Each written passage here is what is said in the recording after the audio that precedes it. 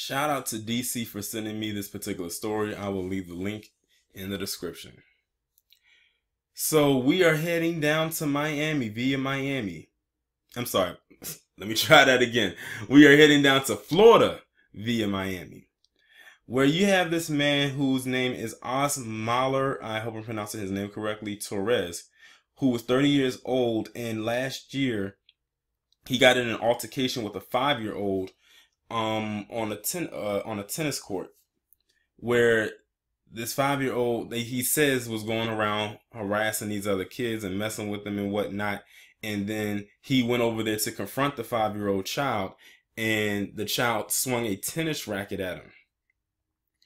The guy got a hold of the tennis racket and then started hitting the boy with it. They said that the tennis racket actually left a lump on the boy's eyebrow and left a bruise on his arm, like when he hit him with that racket. Rackets, I don't know if y'all have ever held a tennis racket before, but tennis rackets are heavy. Well, they're not heavy, but they have some weight to them. They're not as light as they appear to be, like when you see people playing the game of tennis on TV. It has some weight to it. I have actually swung a tennis racket. You can get a good arm workout with it. So he pretty much had charges pretty much put up against him. Of course, most likely assault with what they would see as a weapon, because now it's down, that tennis racket is now deemed a weapon.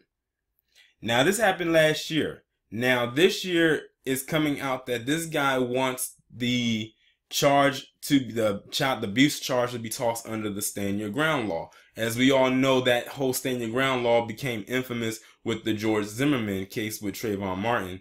And unfortunately, it worked in his favor, which basically says that it's like a self-defense thing. If someone's coming at you and being aggressive towards you, then you can use it.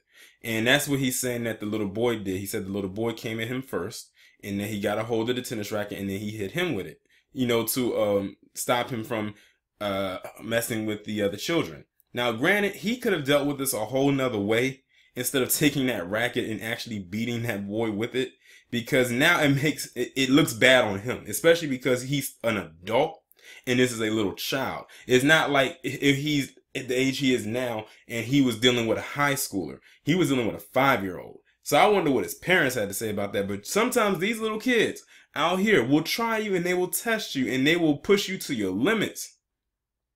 Now, I know back in the day they used to have a thing where teachers could actually hit the students. Not in an abusive type of way where you are leaving bruises, but see, that's another thing that looks bad on his part.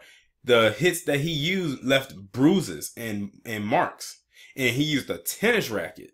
He didn't use his hand, where it would probably be like a little, maybe like a little bit of a sting or whatnot, and it wouldn't do nothing. But he used a tennis racket and hit the boy on his arm and on his eyebrow. His eyebrow is right there near his eye, and it's on his head.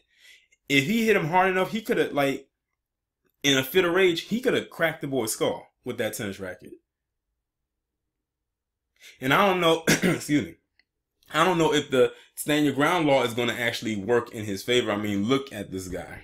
His last name may be Torres, but if you didn't know his last name was Torres, you would probably swear up and down he was a straight up black guy. Like he's like the same complexion as me.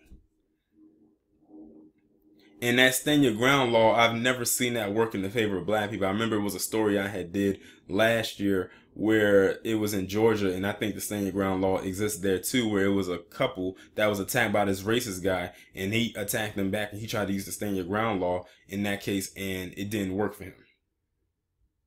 The white guy, of course, was able to walk away free, and the black guy ended up getting hit with the charges. So I don't know if this is going to necessarily work for this guy. I don't really see it happening because of, the technicalities of this case. Like I said, if it was an older person, then probably, yeah. But they're not going to truly believe that it was a kid that was the aggressor and that he was just protecting himself and the other kids.